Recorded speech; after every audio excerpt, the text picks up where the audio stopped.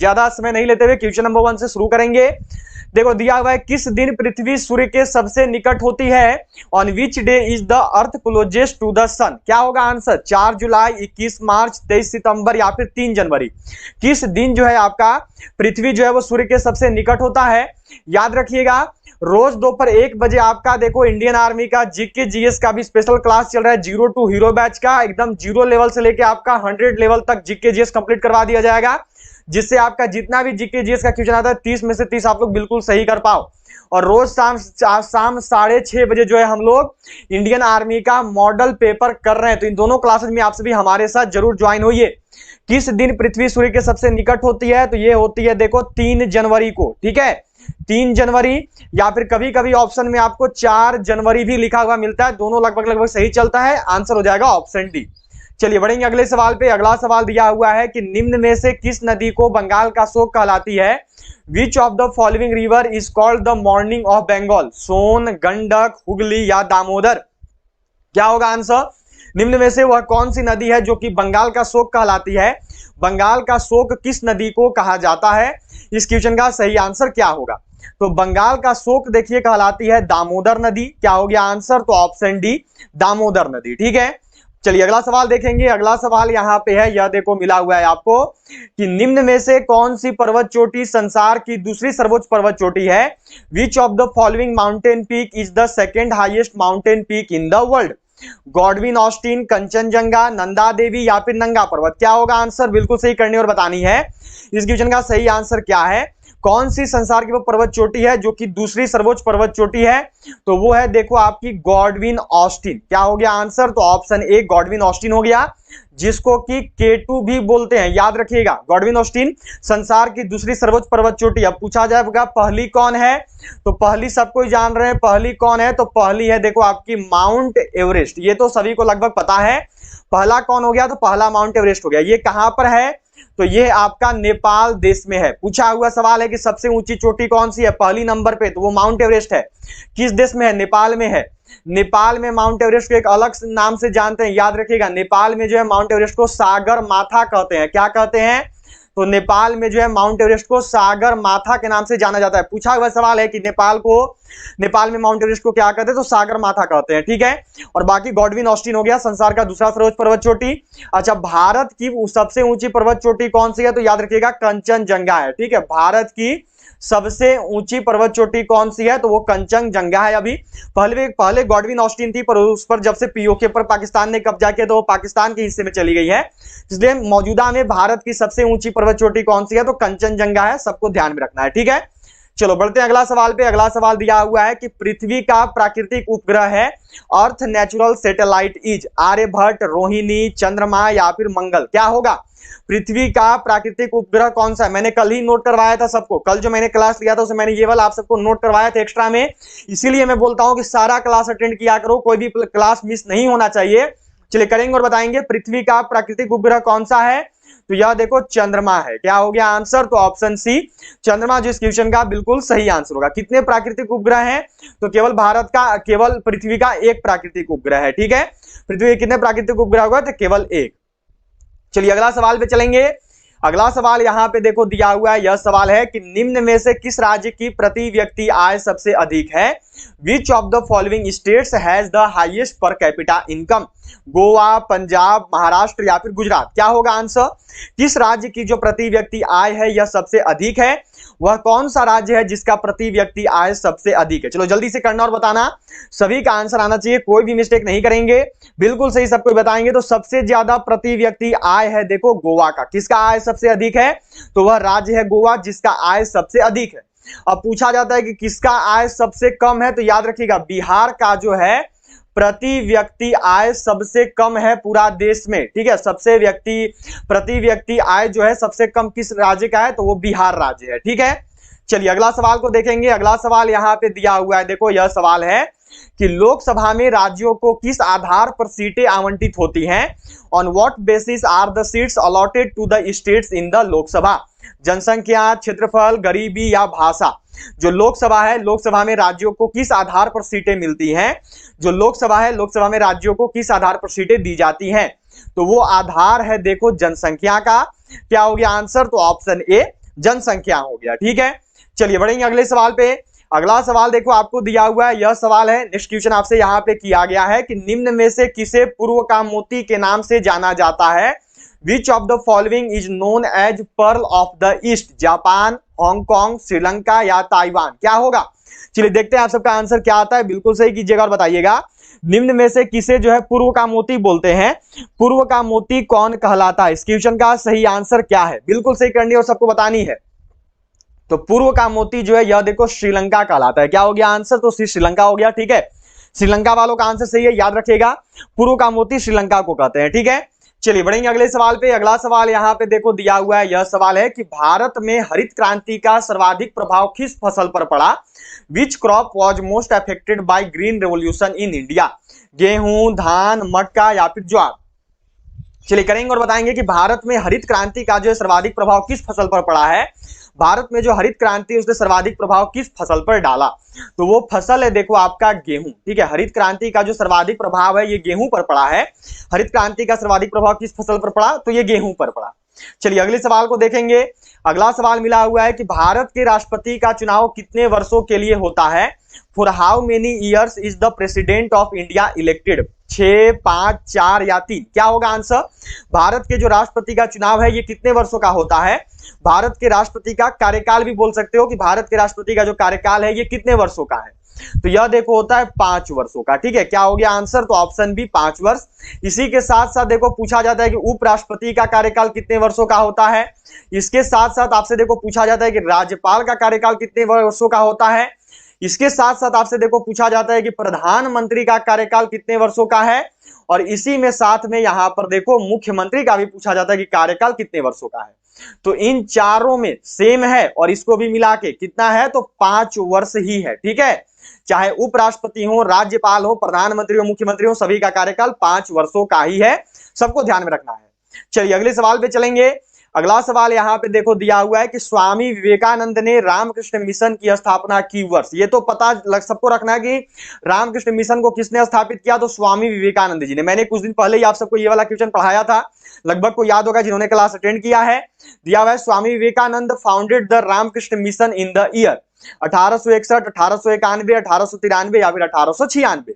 स्वामी विवेकानंद ने जो है रामकृष्ण मिशन की स्थापना किस वर्ष में की है? स्वामी विवेकानंद जी के द्वारा रामकृष्ण मिशन की स्थापना किस वर्ष में हुई? तो वो वर्ष है देखो आपका 1896, या फिर इसी को 96 की जगह 97 लिखा हुआ भी मिल जाएगा तो वो भी सही रहेगा, कंफ्यूज नहीं होंगे। ठीक है, चलिए अगला सवाल देखेंगे। अगला सवाल यहाँ पे देखो दिया हुआ है कि भारत में प्रथम रेलवे लाइन किस ब्रिटिश गवर्नर जनरल के समय बिछाई गई थी? During which British governor general was the first railway line laid in India? Lord Dalhousie, Lord Curzon, Lord Wellesley या लॉर्ड लीटन? भारत में जो प्रथम रेलवे लाइन है ये किस गवर्नर जनरल के कार्यकाल में बिछाई गई? भारत में जो प्रथम रेलवे लाइन है ये किस गवर्नर जनरल के समय में बिछी थी? तो इसका जो राइट आंसर है यह देखो है लॉर्ड डलहौजी। ठीक है, क्या हो गया आंसर? तो ऑप्शन ए लॉर्ड डलहौजी। अच्छा, कब बिछी थी? मैंने कुछ दिन पहले आप सबको नोट करवाया था कब बिछी थी। चलो आपका आंसर देखते हैं क्या है। आप सब मुझे अभी बताओगे, मैंने पूछा है कि प्रथम रेलवे लाइन भारत में कब बिछाई गई, ये आप सब बताओ। अभी चलो कमेंट करो, मैं देख रहा हूं किसका किसका आंसर आता है। बिल्कुल सही करना और बताना है यहाँ पे कि भारत में जो प्रथम रेलवे लाइन है ये कब बिछाई गई थी। इस क्वेश्चन का सही आंसर क्या है जो मैं पूछ रहा हूं? चलो बिल्कुल सही करना, कब बिछाई गई? भारत में जो प्रथम रेलवे लाइन है ये कब बिछाई गई है? तो लगभग का आंसर आ गया है। जो सही आंसर है वो है देखो आपका 1853। सबको ध्यान में रखेंगे। ठीक है, प्रथम रेलवे लाइन किसके कार्यकाल में बिछी? तो लॉर्ड डलहौजी के। कब बिछी? तो 1853 में। ध्यान में रखेंगे सब कोई। चलिए अगला सवाल यहाँ पे दिया हुआ है, देखो यह सवाल है कि किस गवर्नर जनरल के कार्यकाल के दौरान भारतीय राष्ट्रीय कांग्रेस बनी थी? The Indian National Congress was formed during the tenure of which governor general? Lord Ripon, Lord William Bentinck, Lord Dufferin या फिर लॉर्ड कर्जन? क्या होगा? किस गवर्नर जनरल के कार्यकाल के दौरान जो है भारतीय राष्ट्रीय कांग्रेस बनी? वह कौन सा गवर्नर जनरल है जिसका कार्यकाल के दौरान भारतीय राष्ट्रीय कांग्रेस का स्थापना हुआ था? अब मैंने कल ही सबको पढ़ाया था कि कब बना था, तो 1885 में बना था भारतीय राष्ट्रीय कांग्रेस। कहां पर स्थापित हुआ था? बॉम्बे में। किसने किया था? एओ ह्यूम ने। ये सब चीज मैंने आपको पढ़ा दिया है। अब यहां पर मानो लगे हाथ आपसे पूछा जा सकता है कि किस गवर्नर जनरल के दौरान भारतीय राष्ट्रीय कांग्रेस बनी? तो ये देखो बनी है लॉर्ड डफरिन के कार्यकाल के दौरान। ठीक है, चलिए हो गया। कब बनी है ये मैंने पढ़ा दिया है, पर नोट कर लोगे जो भी नया अभी कर रहे हो क्लास, जिनको पता नहीं 1885 में हुई है। ठीक है, किसने किया था? तो करने वाले थे देखो एओ-ह्यूम, सभी को ध्यान में रखना है, ठीक है। एओ-ह्यूम ने स्थापित किया था। पहला अधिवेशन कहां पे हुआ था? तो पहला अधिवेशन याद रखोगे बॉम्बे में ही स्थापित हुआ था प्रथम अधिवेशन के साथ, ठीक है। चलिए अगला सवाल पे चलेंगे। अगला सवाल यहाँ पे देखिए दिया हुआ है कि संसद के कितने सत्र होते हैं? ये देखिए थोड़ा सा यहाँ पे, चलिए बताइएगा सबको, ये यहाँ पे मिस्टेक हुआ है, चलिए बिल्कुल सही करना और बताना है। संसद के कितने सत्र होते हैं? बजट सत्र, मानसून सत्र, शीतकालीन सत्र या फिर उपयुक्त सभी? क्या होगा? संसद का कुल कितना सत्र होता है? तो देखो जो संसद है ना, संसद का ये सारा का सारा सत्र है, संसद का ये सारा का सारा सेशन है, ठीक है। अगला सवाल पे चलेंगे। अगला सवाल मिला हुआ है कि काजीरंगा राष्ट्रीय उद्यान कहां पर स्थापित है? Where is the Kaziranga national park located? Orissa, Gujarat, Rajasthan या असम? चलिए बिल्कुल सही करना और बताना। जो काजीरंगा राष्ट्रीय उद्यान है ये कहां पर स्थित है? जो काजीरंगा राष्ट्रीय उद्यान है ये कहां पर है? इस क्वेश्चन का सही आंसर क्या होगा? चलिए क्या आंसर आ रहा है पहले आप सबका मुझे देखना है, फिर मैं चलूंगा आगे। चलो बिल्कुल सही करना और बताना यहाँ पर कि जो आपका काजीरंगा राष्ट्रीय उद्यान है ये कहां पे स्थित है। क्या आंसर आ रहा है? असम आ रहा है। बहुत बढ़िया, बिल्कुल सही आंसर है। असम करने वालों का आंसर बिल्कुल सही है। असम जितना भी बच्चा की हो बिल्कुल सही आंसर यहाँ पे बताए हो, बहुत ही अच्छे। चलो चलेंगे अगला सवाल पे। अगला सवाल है जीके का अंतिम क्वेश्चन है, ठीक है। जीके का 15वां सवाल है, गारो हिल्स कहां है? Where is Garo hills? Tripura, Manipur, Meghalaya या फिर नागालैंड? जो गारो हिल्स है ये कहां पे स्थित है? जो गारो हिल्स है ये कहां पे लोकेटेड है? चलो देखते हैं आंसर। पूछा हुआ सवाल इंडियन आर्मी का, याद रखिएगा, बिल्कुल सही करने की कोशिश करेंगे सब कोई। गारो हिल्स कहां पे है? जो गारो हिल्स है ये कहां पे स्थित है? इस क्वेश्चन का सही आंसर क्या होगा? गारो हिल्स कहां पर है? तो जो गारो हिल्स है यह देखो आपका मेघालय में है। क्या हो गया आंसर? तो ऑप्शन सी मेघालय हो गया, ठीक है। सी वालों का आंसर बिल्कुल सही है, बहुत अच्छा, सी की हो, बिल्कुल सही बताओ। चलो जीके का 15 सवाल हो गया। अब 16 नंबर सवाल से आपका यहां से जीएस रहेगा, साइंस का सवाल रहेगा। दिया हुआ देखो कि कास्टिक सोडा का रासायनिक सूत्र है। What is the chemical formula of caustic soda? NaOH, NaCl, NaHCO3 या फिर Na2CO3? कास्टिक सोडा का रासायनिक सूत्र क्या होता है? कास्टिक सोडा का केमिकल फॉर्मूला क्या है? चलिए देखते हैं आंसर क्या बताते हैं। चलिए बिल्कुल सही कीजिएगा, बताइएगा कास्टिक सोडा का रासायनिक सूत्र क्या होता है? पहले आप सब करो फिर मैं आगे चल रहा हूं। कास्टिक सोडा का रासायनिक सूत्र क्या होता है? तो बहुत बढ़िया आंसर करना है, NaOH होता है, ठीक है। कास्टिक सोडा का रासायनिक सूत्र हो गया NaOH। अगर पूछ देगा कि साधारण नमक का रासायनिक सूत्र क्या है, तो साधारण नमक में याद रखना है, साधारण नमक में हो जाता है NaCl, ठीक है। यहीं पे दिया हुआ है NaHCO3, याद रखेंगे ये जो है बेकिंग सोडा का रासायनिक सूत्र है, ठीक है। बेकिंग सोडा का रासायनिक सूत्र है NaHCO3। बेकिंग सोडा या फिर इसी को देखो खाने वाला सोडा भी बोलता है कभी कभी, ठीक है, खाने वाला सोडा, तो दोनों में सही जाएगा, ठीक है, खाने वाला सोडा में भी। यहीं पर Na2CO3 दिया हुआ है, ये याद रखना, ये जो है धोवन सोडा का सूत्र है, ये जो है आपका वॉशिंग सोडा का सूत्र है, ठीक है। ये सारा चीज सबको ध्यान में रखिएगा, बहुत ही इंपॉर्टेंट है, सबका सब सारा का सारा पूछा हुआ भी है प्रीवियस ईयर में। चलो अगला सवाल है, यहाँ पे आपका क्या क्वेश्चन दिया हुआ है, देखो यह सवाल आपको मिला हुआ है कि आयोडीन की कमी के कारण क्या होता है? What happens due to iodine deficiency और टू अतिक्रियता, घेंघा, मीजेट या मधुमेह? आयोडीन की कमी के कारण कौन सा रोग होता है? आयोडीन की डिफिशियंसी की वजह से कौन सा रोग होता है? चलिए देखते हैं आंसर क्या कर रहे हैं, बिल्कुल सही कीजिएगा और बताइएगा आयोडीन की कमी से कौन सा रोग होता है। चलो बहुत ही इजी सवाल है और बहुत ही इंपॉर्टेंट सवाल भी है। क्या आंसर कर रहे हैं? तो आयोडीन की कमी से देखो घेंघा नामक रोग होता है। बहुत बढ़िया, बिल्कुल सही सभी का आंसर है, आयोडीन की कमी से जो है घेंघा रोग होता है। चलिए चलेंगे अगला सवाल पे। अगला सवाल मिला हुआ है कि ऊर्जा की एसआई इकाई है। What is the SI unit of energy? Joule, Newton, hertz या पास्कल? ऊर्जा की एसआई यूनिट क्या है? ऊर्जा की एसआई इकाई क्या होती है? तो ऊर्जा की जो एसआई इकाई है यह देखो जूल होती है, ठीक है। सबको ही ध्यान में रखोगे, क्या हो गया आंसर? तो जूल हो गया। इसी के साथ साथ न्यूटन किसका इकाई है? तो बल का इकाई है, ठीक है। यहाँ पे देखो हर्ट्ज दिया हुआ है, हर्ट्ज किसका इकाई है? तो आवृत्ति का इकाई है, फ्रीक्वेंसी का, ये फोर्स का हो गया। पास्कल दिया हुआ है, पास्कल किसका इकाई है? तो दाब का, प्रेशर का, ठीक है। चारों का चारों पूछा हुआ है, ध्यान में रखोगे, मिस्टेक नहीं होना चाहिए। चारों का चारों पूछा हुआ है प्रीवियस पेपर में आर्मी का। बल का इकाई न्यूटन, आवृत्ति फ्रीक्वेंसी का हर्ट्ज, दाब का पास्कल और ऊर्जा का जूल। चारों का चारों आया हुआ है अलग अलग पेपर में इंडियन आर्मी का पिछले सालों में, तो सबको नोट कर लेना, क्योंकि एसआई यूनिट मात्रक वाला सवाल बहुत बार इंडियन आर्मी करती है और हर साल दे देती है, इसलिए सबको ध्यान में रखनी है। चलिए अगला सवाल पे चलेंगे। अगला सवाल आपको देखो मिला हुआ है यहाँ पर कि एड्स होता है, एड्स इज कॉज्ड जीवाणु से, फफूंद से या फिर कृमि से या विषाणु से? जो एड्स नामक रोग है ये किसकी वजह से होता है? बिल्कुल सही करनी है। चलिए देखते हैं आंसर क्या आ रहा है सबका, बिल्कुल सही करने की कोशिश कीजिएगा। जो एड्स नामक रोग है ये किसकी वजह से होता है? एड्स रोग किसके कारण होता है? तो यह देखो होता है आपका वायरस के कारण, ठीक है। एड्स जो है ये विषाणु के कारण होता है, यह वायरस के कारण होता है, ठीक है। विषाणु बिल्कुल सही आंसर होगा, D is the right answer, ठीक है। चलिए अगला सवाल पे चलेंगे। अगला सवाल मिला हुआ है, देखो यह सवाल है कि एलपीजी में कौन सी गैस मुख्य रूप से होती है? Which gas is mainly in LPG? Methane, carbon dioxide, butane या फिर सल्फर डाइऑक्साइड। जो एलपीजी है, एलपीजी में कौन सी गैस होती है? एलपीजी में कौन सा गैस पाया जाता है? बहुत ही इंपॉर्टेंट सवाल है, इंडियन आर्मी में बहुत बार आया है। बिल्कुल सही सबको करना और बताना है। चलिए देखते हैं क्या आंसर आ रहा है। बिल्कुल सही सबको कीजिएगा। एलपीजी में कौन सा गैस होता है? क्या आंसर कर रहे हो? ब्यूटेन को कर रहे हो, बहुत अच्छा आंसर है। यहां पर ज्यादातर का आंसर ब्यूटेन आया है, बिल्कुल सही आंसर किए हो। ब्यूटेन जो है राइट आंसर होगा, बहुत ही अच्छे, ब्यूटेन बिल्कुल सही आंसर है। चलिए चलेंगे अगला सवाल पे। अगला सवाल मिला हुआ है, देखो कि बारूद होता है हैव एमओ, तत्व है, यौगिक है, मिश्रण है या तरल है? बारूद क्या होता है? बारूद जो है क्या है? ये जो है यहाँ पे सबको करना और बताना है। बारूद जो है क्या होता है? तो जो बारूद है यह देखो एक प्रकार का मिश्रण है, ठीक है। क्या हो गया आंसर? तो ऑप्शन सी मिश्रण हो गया, ठीक है। बढ़ते हैं अगले सवाल पे। अगला सवाल यहाँ पे देखो दिया हुआ है कि भस्मों का स्वाद होता है, डज इट टेस्ट लाइक भस्म, या फिर इसी को देखो एक और तरीका से बेस भी लिखता है, ठीक है, जिसको कि हिंदी में एक और भाषा में छार भी बोलते हैं। खारा होता है, खट्टा होता है, मीठा होता है या स्वादहीन होता है। भस्मों का जो स्वाद है ये कैसा होता है? जो भस्म होते हैं, जो बेसेज होते हैं, उनका टेस्ट कैसा होता है? तो जो भस्म है, जो बेसेज है, उनका देखो जो टेस्ट है ये सलाइन होता है, यह जो है खारा होता है। क्या हो गया आंसर? तो ऑप्शन एक खारा, सलाइन। यहीं पर देखो आपका ये स्वादहीन लिखा हुआ है, ठीक है। स्वादहीन में याद रखिएगा उदासीन विलयन, अगर न्यूट्रल सॉल्यूशन का पूछेगा टेस्ट कैसा है उदासीन विलयन का, तो वो स्वादहीन होता है, ठीक है। यहीं पे खट्टा लिखा हुआ है, तो खट्टा याद रखोगे, खट्टा अम्ल का स्वाद है, किसका स्वाद है? एसिड का स्वाद है, ठीक है। और बेस वाला कड़वा हो गया। ये अम्ल वाला देखो हमेशा आया है, पूछा जाता है कि अम्ल का टेस्ट कैसा होता है, तो खट्टा होता है, ठीक है। चलो बढ़ेंगे अगला सवाल पे।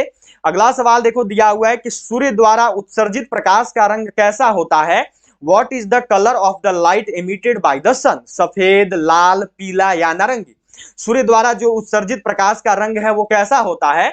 सूर्य द्वारा उत्सर्जित प्रकाश का रंग किस प्रकार का है? चलिए बिल्कुल सही करेंगे, सब कुछ बताने की कोशिश कीजिएगा। सूर्य द्वारा उत्सर्जित प्रकाश का रंग कैसा है? क्या आंसर आ रहा है? देखिए सफेद होता है, ठीक है।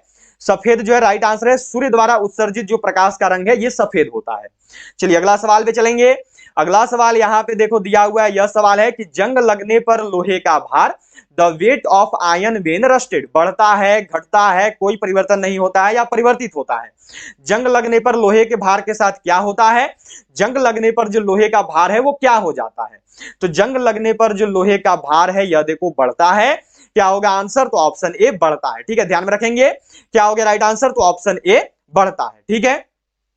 अगला सवाल पे चलते हैं। अगला सवाल मिला हुआ है देखो कि थायमीन है, is thiamine vitamin C, vitamin B two, vitamin बी6 या विटामिन बी1? थायमीन किसका रासायनिक नाम है? ऐसे भी पूछा जा सकता है। थायमीन जो है किस विटामिन का रासायनिक नाम है? चलिए करेंगे और बताएंगे सब कोई। तो थायमीन जो है यह देखो विटामिन बी1 का रासायनिक नाम है। क्या हो गया आंसर? तो ऑप्शन डी विटामिन बी1 हो गया। चलिए अगला सवाल को देखते हैं। अगला सवाल यहाँ पे देखो दिया हुआ है, यह सवाल है कि जब शुद्ध जल में डिटर्जेंट डाला जाता है तो पृष्ठ तनाव, when detergent is added to pure water then surface tension, बढ़ जाता है, घट जाता है, अपरिवर्तित रहता है या फिर अपरिमित हो जाता है? जब शुद्ध जल में डिटर्जेंट को डालते हैं तो उसके बाद पृष्ठ तनाव के साथ क्या होता है? शुद्ध जल को जब डिटर्जेंट में डाला जाता है तो उसके बाद पृष्ठ तनाव के साथ क्या होता है, ये आपको यहां पर बतानी है, ठीक है। ये घट जाता है को देखो डिक्रीज भी लिखते हैं, ठीक है, डिक्रीजेज हो जाता है। तो देखिए जब शुद्ध जल को डिटर्जेंट में डालेंगे तो उसके बाद उसका जो पृष्ठ तनाव है वो घट जाता है। क्या हो गया आंसर? तो ऑप्शन बी, ठीक है, बी वालों का आंसर बिल्कुल सही होगा।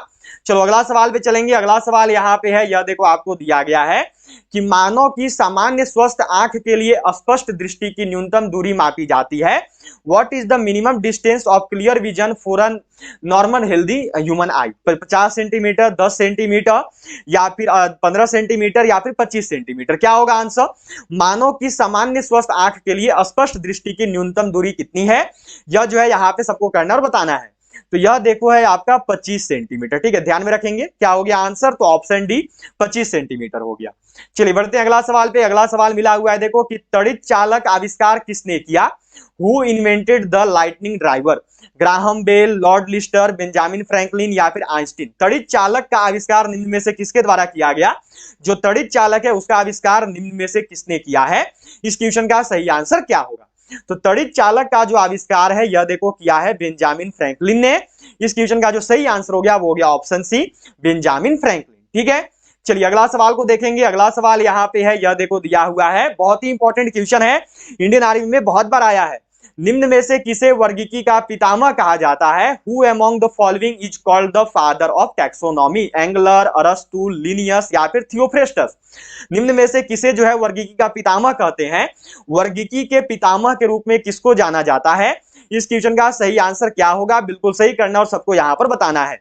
तो वर्गीकी का पितामह देखो बोलते हैं कैरोलस लिनियस को। ठीक है, सी करने वालों का आंसर बिल्कुल सही है, जिनका भी सी आया है उनका आंसर बिल्कुल सही है, सी जिन्होंने भी किया हो बिल्कुल सही बताए हो। ठीक है, चलो अब जो है यहाँ पे आपका जीएस का लास्ट क्वेश्चन, इसके बाद आपका मैथ शुरू हो जाएगा। ठीक है, साइंस का अंतिम क्वेश्चन है, बिल्कुल सही करना और यहाँ पे सबको बताना है, यदि किसी चलती हुई वस्तु के वेग को दोगुना कर दिया जाए तो उसका और उसकी, if the velocity of a moving object is doubled then his or her. बहुत बार ये क्वेश्चन आया है इंडियन आर्मी में। तुरंत दोगुना हो जाएगा, गतिज ऊर्जा दोगुनी हो जाएगी, गतिज ऊर्जा 4 गुनी हो जाएगी या फिर भार दोगुना हो जाता है। यदि आपने अभी तक भी क्लास को लाइक नहीं किया तो सबको जल्दी से लाइक बटन प्रेस कर दोगे, सभी लोग लाइक जरूर कर देना, सभी लोग शेयर कर दीजिएगा अपने सभी दोस्तों तक। और जो भी अग्निवीर आर्मी परीक्षा में सिलेक्शन चाहते हैं, अपना सिलेक्शन चाहते हो अग्निवीर आर्मी परीक्षा में, तो सभी लोग सब्सक्राइब करके बेल आइकन को ऑल पर जरूर सेट कर लेना, ताकि जो भी क्लास उसकी अपडेट आप तक सबसे पहले पहुंचे।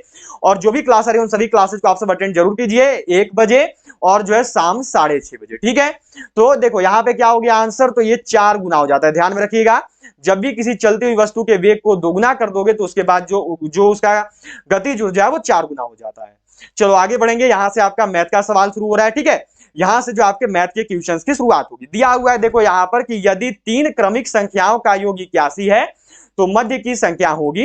If the sum of 3 consecutive numbers is 81 then the number of the middle will be 17, 25, 27 या फिर 72। क्या होगा? चलिए करना और बताना है कि यदि 3 क्रमिक संख्याओं का योग 81 है तो मध्य की संख्या कौन सी है, मध्य की संख्या जो है कितनी होगी, यह जो है यहाँ पे सबको करना और बताना है। तो हम लोग क्या कर लेंगे, देखो हम लोग यहाँ पे मान लेंगे, माना तीनों क्रमिक संख्या, एक को x मान लिया, दूसरा को x+1 मान लिया, तीसरा को x+2 मान लिया, ये तीनों क्रमिक संख्या हो गया। ठीक है, क्या बोला, तीनों का योग 81 है, मतलब कि x प्लस में हो गया x+1, ठीक है, प्लस हो गया x+1 और देन प्लस में हो गया आपका x+2, तीनों का योग कितना है 81 है। ठीक है, यहाँ पे x कितना हो गया, तो ये 3x हो गया, प्लस में यहाँ पर 1 है और यहाँ पे 2 है तो ये 3 हो गया, बराबर में कितना आ गया 81 आ गया। ठीक है, यहां तक अब क्या हो गया, देखो 3x = 81 माइनस 3 कर दो तो आपका देखो आएगा 78। ठीक है, 3 से जो 78 है यह देखो कट हो जाएगा आपका, 3 दूनी 6, बचा यहाँ पर आपका कितना, तो 1 और 8, तो फिर हो गया आपका यहाँ पर देखो, चलिए जल्दी से करेंगे और सबको बताएंगे, 3 दूनी 6 हो गया, बचा है 1, तो फिर हो गया 3 6 18, मतलब कि यहाँ पे 26 आ रहा है। ठीक है, 26 आ गया, जल्दी से फाइनल कर दो आंसर आपका क्या होगा। 26 आपने x निकाल लिया है, क्या आंसर आ रहा है, आंसर सबका आने लगा है, बहुत ही अच्छा आंसर कर रहे हो। देखो यहां पर अब कितना हो गया, तो ये आपका पूछा था तो मध्य की संख्या कौन सी है, मध्य वाला कौन सा है, ये है x+1। ठीक है, आपका 26 आया है और एक मध्य वाला कौन सा हो गया, 1 जोड़ना है, तो 26 और 1 कितना हो गया, 27 हो गया। इस क्वेश्चन का सही आंसर कितना है, तो यह है ऑप्शन सी 27, यह जो है बिल्कुल सही आंसर होगा, 27 जो है राइट आंसर है। ठीक है, 27 आया है सबका, बहुत ही अच्छा आंसर किए हो। चलो अगला सवाल पे चलेंगे, यह देखो यहाँ पे दिया हुआ है, यदि 15 कलम का मूल्य ₹198 हो तो 25 कलम का मूल्य कितना होगा। यह जो है यहाँ पे सबको करना और बताना है कि यदि 15 कलम जो है उनका मूल्य 198 है तो 25 कलम 25 पेन का मूल्य क्या होगा। बिल्कुल इजी सा सवाल है, टफ क्वेश्चन नहीं है, जल्दी से करेंगे और बताएंगे। तो हमने देखो क्या करना है ना, हमने देखो मान लेना है यहाँ पर, सबसे पहले हम लोग क्या करेंगे, पहले जो है एक कलम का मूल्य जो है हम लोग निकाल लेंगे। ठीक है, तो एक कलम का मूल्य कितना हो गया, तो ये हो गया देखो 198, 15 से भाग दे दो तो हमें एक कलम का मूल्य मिल जाएगा 198/15, 15 से किया तो 15 एकम 15, ठीक है, 4 बचा तो कितना हो गया 15 तिया 45। ठीक है, यहाँ पे और फिर कितना बचा आपका, यहाँ पर देखो तो फिर से आपका बचा हुआ है, चलिए 15 एकम 15 हो गया। ठीक है, बचा हुआ है यहाँ पे आपका 4 और 8 48 हो गया, फिर 15 तिया 45 हो गया, बचा 3 तो फिर हो गया 15 दूनी 30, मतलब कि 13.2 आ गया। तो एक कलम का मूल्य कितना है, तो एक पेन का जो प्राइस है वो है 13.2 रुपए।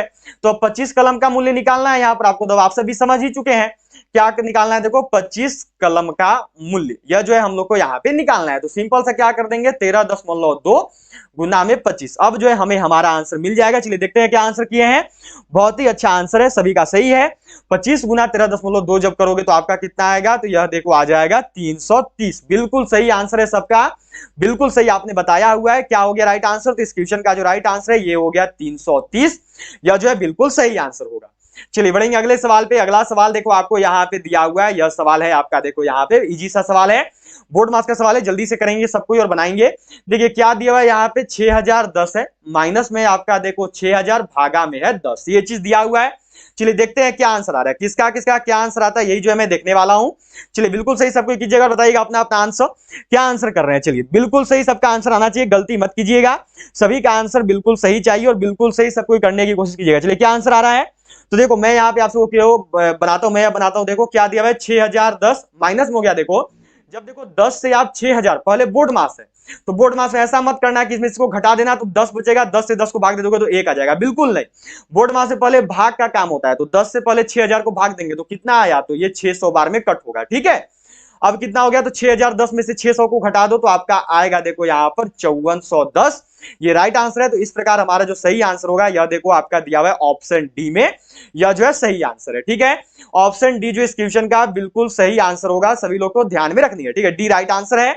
चलिए अगला सवाल आपको यहाँ पे दिया हुआ है, देखो यह क्वेश्चन है कि 37.1/2, ये देखो ऐसे लिखा हुआ है, ठीक है, ये जो है आपका इस प्रकार से लिखा हुआ है 37.1/2 में कितने 1/8 में कितने 1/8 है, मतलब कि इसको क्या करना है, हमें 1/8 से भाग दे देना है, ठीक है। चलिए बिल्कुल सही कीजिएगा और सबको बताइएगा। तो 37 दूनी देखो पहले इसको तोड़ लेंगे पूर्णांक को, 37 दूनी 74 और 1 हो गया 75, मतलब कि ये हो गया 75/2, नीचे बटा में आ गया आपका 1/8, ठीक है यहां तक। अब कितना होगा, तो यह देखो हो गया 75/2, गुना में जस्ट उल्टा होगा, भिन्न का भाग है, तो ये हो गया आपका ये 8/1 हो जाएगा, ठीक है, 8 ऊपर चला जाएगा 1 नीचे आ जाएगा, 2 से कितना बार में 4 बार में। अब बना दो यहाँ पे क्या हो जाएगा 75 गुना में 4, 75 गुना 4 करेंगे तो कितना आएगा, तो यह देखो आ गया आपका 300, यह जो है राइट आंसर है। कहां पे दिया हुआ है, तो ऑप्शन डी में 300 जो है आपका बिल्कुल सही आंसर है, ठीक है। चलिए अगला सवाल पे बढ़ेंगे। अगला सवाल आपको देखो दिया हुआ है यहाँ पे, क्या सवाल है आपका, यह सवाल आपको मिला हुआ है कि 48 को किस संख्या से गुना करने पर प्राप्त गुणनफल 173 तथा 240 के गुणनफल के बराबर होगा, यह जो आपको यहाँ पे बताना है। तो हम लोग क्या करेंगे, सबसे पहले लिख लेंगे, देखो माना, हम लोग उस संख्या को मान लेंगे, माना संख्या बराबर में x, ठीक है। यहां तक क्या दिया, 48 को किस संख्या से गुना करने पर प्राप्त गुणनफल, तो हमने क्या किया 48 को गुना कर दिया x से, बराबर में जो प्राप्त गुणनफल है, जो प्राप्त गुणनफल हो रहा है वो कितना 173 तथा 240 के गुणनफल के बराबर है। तो 173 का और 240 का गुणनफल मतलब कि 173 गुना में 240, ठीक है यहां तक। अब x बराबर इसको कर दो, ये कितना हो गया, तो ये हो गया देखो 173 गुना में 240 बटा में हो गया 48, ठीक है। 48 से कितना बार में कट होगा, तो 48 से देखो ये कितना बार में कट हो जाएगा, बिल्कुल सही करेंगे और सब कोई। तो 48 से देखो ये जो है सिंपल सा आपका 5 बार में, देखो यहाँ पे 5 से कट हो जाएगा, कितना हो गया 8 पचे हो जाएगा 40 और 5 का 20 और 4 24, 5 बार में कट हो गया। अब 173 गुना 5 कर दो, आपका जो है आपका आंसर मिल जाएगा। तो कितना हो गया 5 तिहाई 15, 7 पचे 35 और फिर 1 हो गया आपका यहाँ पर देखो कितना 36, ठीक है। 5 एकम 5 और 3 हो गया 8, मतलब कि राइट आंसर होगा 865। जो सही आंसर है यह है ऑप्शन सी। किनका किनका सी है, 865 वालों का बिल्कुल सही आंसर है, लगभग का सी है, बहुत बढ़िया, सी बिल्कुल सही आंसर होगा, बहुत ही अच्छे।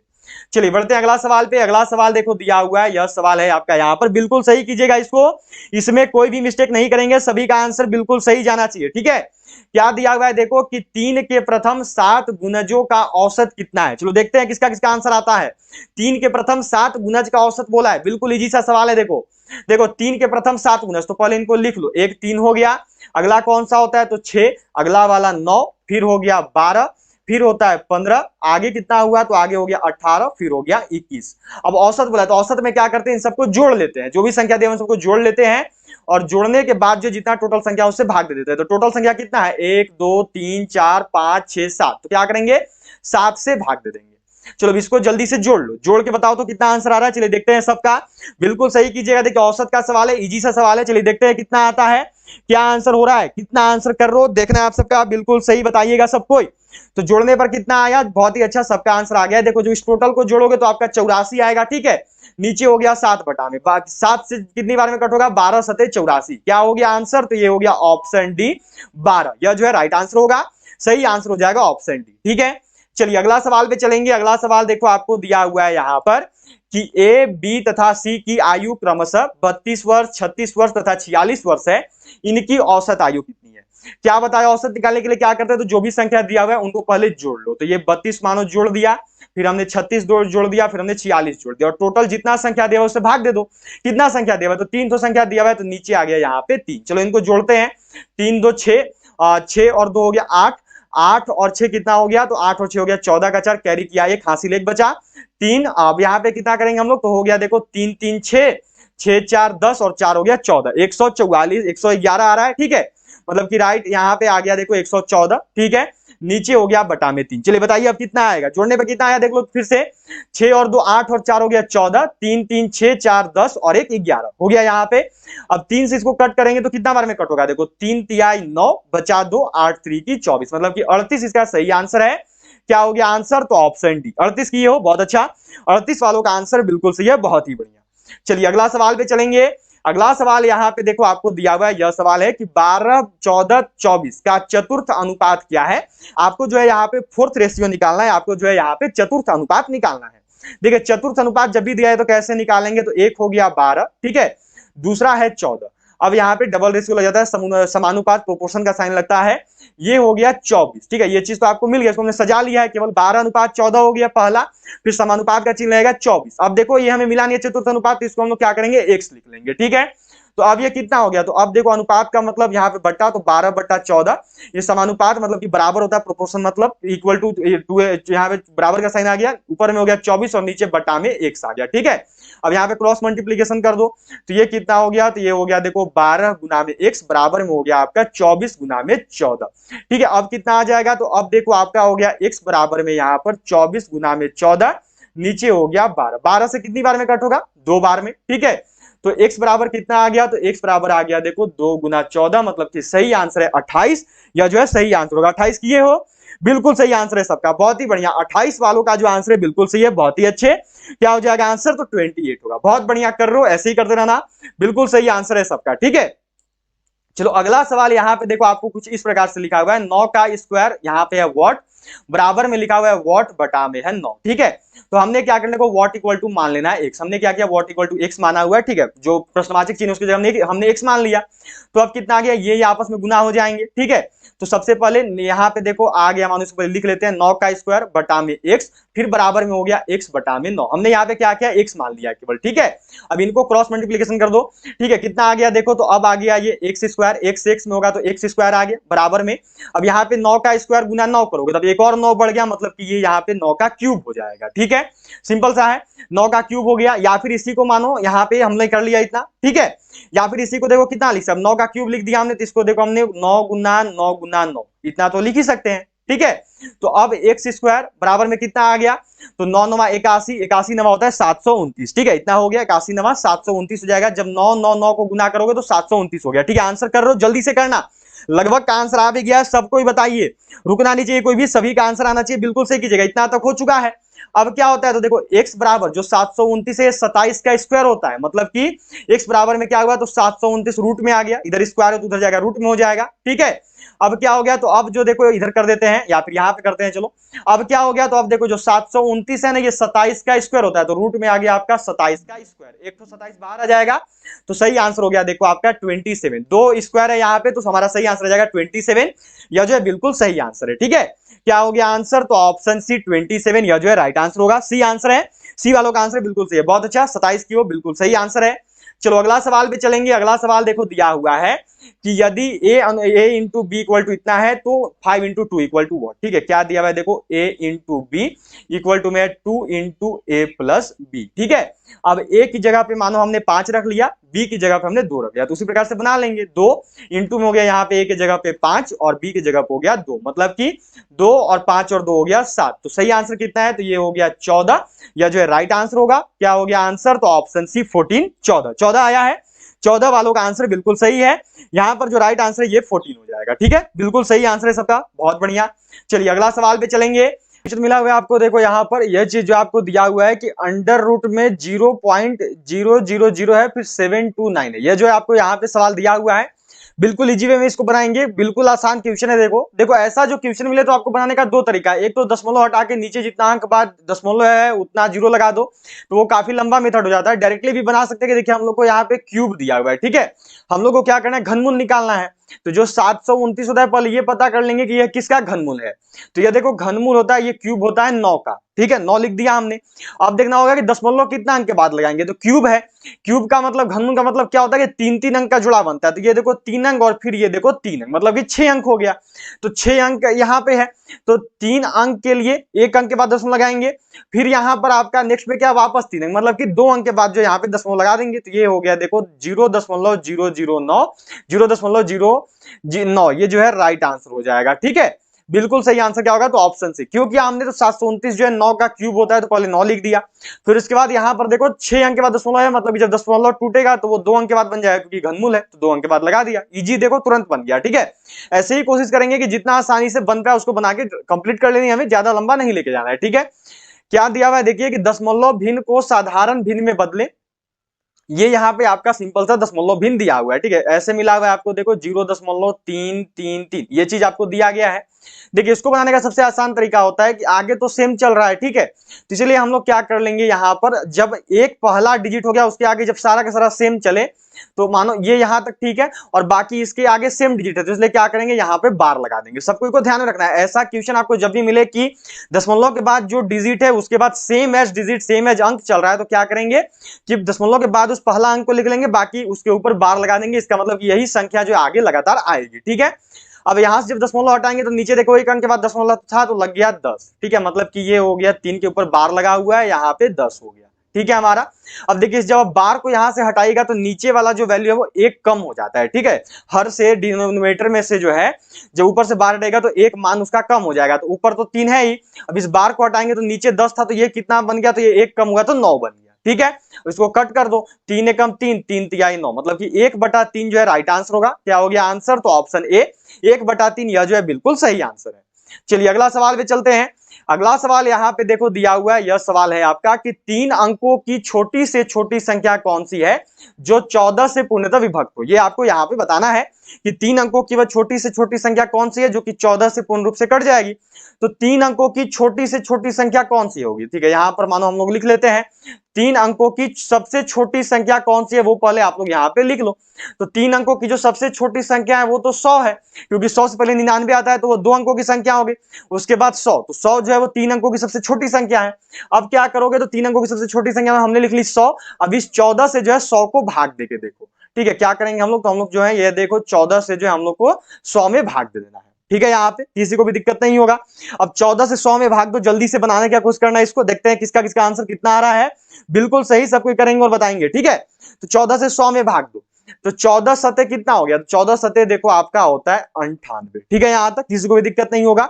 अब इसमें से घटाओगे तो बचेगा 2, ठीक है, यहां तक सबको याद है। अब जब यहां तक आ चुके हो तो देखो 100 टोटल वो संख्या था जो हमारा 3 अंकों का सबसे छोटा संख्या है, माइनस क्या करो जिससे भाग दिए हो, यहाँ पे क्या होगा प्लस, प्लस में जिससे भाग दी हो वो, और माइनस में जो शेषफल बच गया वो, मतलब किसी प्रकार से आपका बन जाएगा।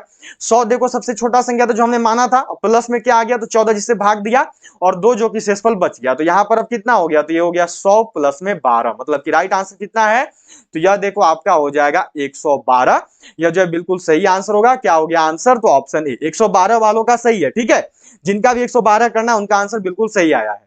चलिए अगला सवाल पे चलते हैं। अगला सवाल देखो, ये क्वेश्चन हमने कुछ दिन पहले ही किया था, एक दिन पहले, तो इसको आज नहीं करेंगे, वही वाला क्वेश्चन ये है, तो ये नहीं करने वाले हम, क्योंकि ये कुछ दिन पहले ही मैंने इसको बनवा दिया है, कल ही मैंने बनवाया था शायद। चलो यहाँ पर आपका आप जो है मैथ का अंतिम क्वेश्चन है, ठीक है, मैथ का लास्ट क्वेश्चन रहेगा आपके लिए। यह देखो दिया हुआ है कि 2 संख्याओं के महत्तम समापवर्तक तथा लघुत्तम समापवर्तक क्रमशः 8 तथा 48 है, यदि इनमें से एक संख्या 24 हो तो दूसरी संख्या क्या होगी। ये वाला सेम क्वेश्चन मैंने आप सबको समझाया था कैसे बनाना है, मैंने आपको पहले भी पढ़ा रखा है। चलिए देखते हैं किसका किसका आंसर आता है, ठीक है। तो आप सबको एक फॉर्मूला पता है, फॉर्मूला क्या होता है, तो फॉर्मूला आप सब जानते हो, 2 संख्या का गुणनफल बराबर क्या होता है, तो 2 संख्या का गुणनफल बराबर फॉर्मूला है देखो HCF गुना में LCM, ठीक है। दो संख्या का गुणनफल, तो एक संख्या हमारा 24 दिया हुआ है, ठीक है। अगला संख्या को मानो हमने x मान लिया दूसरा संख्या को, ठीक है। बराबर में HCF कितना है तो 8, LCM कितना है तो यह है देखो 48, ठीक है। x बराबर कितना हो गया तो ये हो गया देखो 8 गुना में 48 बटा में 24, 24 से 2 बार में 48 कट गया, 8 दूनी कितना आ गया 16, मतलब इसका सही आंसर होगा ऑप्शन सी 16। यह जो है बिल्कुल सही आंसर है। सी किए हो, बहुत बढ़िया, ज्यादातर का सी है, लगभग का सी ही है, बिल्कुल सही आंसर है। चलिए अगला सवाल पे चलते हैं। अगला सवाल देखो आपको यहाँ पे दिया गया, यह सवाल है आपका, क्या सवाल मिला हुआ है देखो कि आयोडीन जिस प्रकार से घेंघा से संबंधित है, ठीक है, घेंघा लिखा हुआ है, आयोडीन जो है देखो जिस प्रकार से ये घेंघा लिखा हुआ है, घेंघा से संबंधित है, उसी प्रकार मधुमेह निम्न में से किससे संबंधित है? शक्कर से, वसा से, स्क्रीन से या इंसुलिन से? क्या होगा? तो देखिए आयोडीन जो है वो घेंघा रोग को दूर करता है, आयोडीन से जो है घेंघा रोग दूर होता है। तो उसी प्रकार जो मधुमेह है, जो आपका शुगर है, जो मधुमेह जो डायबिटीज है, वह देखो आपका दूर होता है इंसुलिन से, ठीक है। तो इसलिए राइट आंसर हो गया ऑप्शन डी। कैसे बना? तो आयोडीन की वजह से देखो घेंघा दूर होता है, घेंघा का इलाज होता है। उसी प्रकार मधुमेह का जो इलाज है वो देखो इंसुलिन से दूर होता है। राइट आंसर क्या हो गया? ऑप्शन डी, इंसुलिन, ठीक है। चलिए अगला सवाल पे चलेंगे। अगला सवाल देखो आपको यहाँ पे दिया हुआ है कि विषम शब्द ज्ञात करें, फाइंड द ऑड वर्ड। सूक्ष्म जीव, सूक्ष्म फिल्म, माइक्रोफोन या फिर सूक्ष्मदर्शी? क्या होगा? इनमें से कौन सा ऐसा है जो कि अलग है, इनमें से कौन सा ऐसा है जो कि विषम है? चलिए देखते हैं किसका किसका आंसर आता है। बिल्कुल सही करेंगे और सबको बताएंगे यहाँ पे, ठीक है, मिस्टेक नहीं होना चाहिए। क्या दिया हुआ देखो, विषम शब्द की पहचान करें, अलग का पता लगाना है। देखो सूक्ष्म फिल्म, माइक्रोफोन और सूक्ष्मदर्शी, ये तीनों एक ही चीज है, तीनों एक उपकरण है। सूक्ष्म फिल्म, माइक्रोफिल्म जिससे कि छोटा छोटा चीज देख सकते हैं, छोटा छोटा फिल्म को देखते हैं। माइक्रोफोन जिससे आपको अलग अलग चीज एक ये प्रयोग किया जाए माइक्रोफोन का, और सूक्ष्मदर्शी से जो है हम लोग माइक्रोस्कोप से छोटी छोटी चीजों को अच्छे से देख सकते हैं। ये तीनों का तीनों क्या है? तो ये एक यंत्र है, ये तीनों तीनों यंत्र हो गया। लेकिन जो सूक्ष्म जीव है, ये जो है माइक्रोजेनिज में जो है ये जीव है, ठीक है, ये आपका सजीव चीज है। तो राइट आंसर क्या हो गया? ऑप्शन ए, यह जो है अलग है, ठीक है। ए वालों का आंसर सही है, जो भी ए किए उनका आंसर बिल्कुल सही है, ठीक है। क्या लिखा हुआ है देखो कि यदि कश्मीर को इतना लिखा जा सकता है तो उसी भाषा में RIMSHAK को कितना किस प्रकार लिखेंगे? ठीक है, पहले लिख लेते हैं। देखो क्या लिखा है, KASHMIR, इसको कितना लिखा है? तो इसको देखो लिख रहा है 8, ए को लिखा है 1, ठीक है, एस को लिखा है 4, एच को लिखा है 2, एम को लिखा है 7, आई को लिखा 5 और फिर आर को लिखा है 3। तो वही यहाँ पे क्या बोला है हमको, देखो बोल दिया है RIM, फिर अगला क्या है? तो अगला है हमारा SHAK। अब सिंपल सा यही जो मान है इसको दोहरा दो, ठीक है, इसी को लिख दो। आर को कितना लिख रहा है? आर को 3 लिख रहा है। आई को कितना लिख रहा है? 5 लिख रहा है।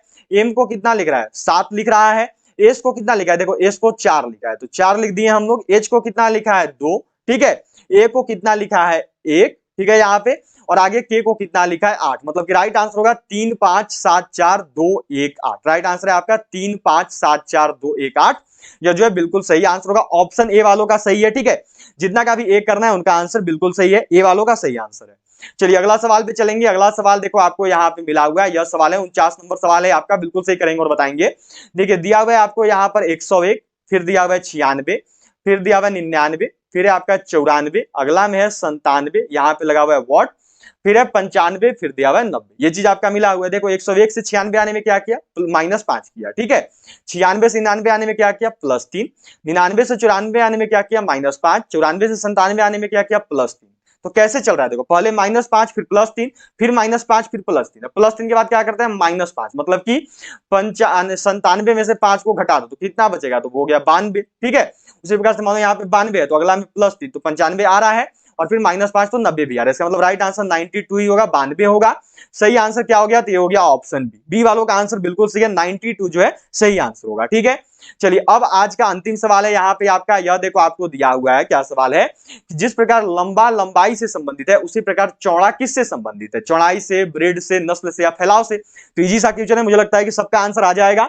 चलिए जल्दी से कीजिएगा, बताइएगा, सभी का आंसर देखने वाले हैं। क्या होगा देखो, तो जिस प्रकार लंबा लंबाई से संबंधित है उसी प्रकार जो चौड़ा है, ये सिंपल सा बात है, चौड़ाई से संबंधित है। जिस प्रकार राइट आंसर क्या हो गया? तो ये हो गया ऑप्शन ए, चौड़ाई, ठीक है। क्लियर है सबका यहाँ तक? तो इसी के साथ जो है देखो आपका आज का टोटल 49 क्वेश्चन हुआ है।